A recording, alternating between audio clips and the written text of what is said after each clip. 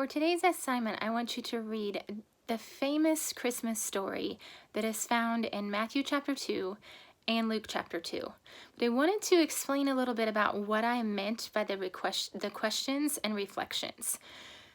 Society often forms our idea of what is in the Bible, and really it's very wrong. And we've seen that a couple of times in our studies of the Old Testament, specifically the creation story, where we probably came into the class believing that Eve ate an apple, but it never says in the text that she had an apple.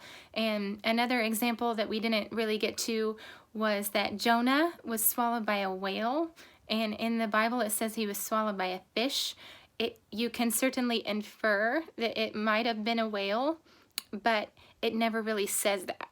And society helps us have these preconceived ideas about what the story says, and we carry that baggage with us as readers. So I want you to read the Christmas story with fresh eyes and notice what is really there and what is lacking.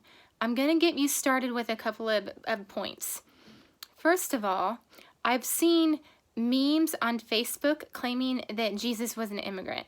And according to the text, that's just not true. His parents were actually law-abiding citizens who were traveling to their hometown to be counted for a census. And since 2020 is a census year, you have to be counted because we have to have an accurate number of United States citizens. So he wasn't an immigrant, and he wasn't settling in another land. He was just traveling to obey the law with his parents, happened to be born along the way.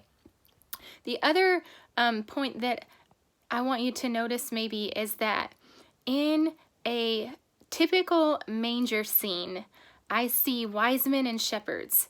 But according to the text, the wise men came much later, like when Jesus was a toddler, and they never came to the manger. So please notice these things, and then talk to me about what else you learn by reading these stories with fresh eyes. I miss you all.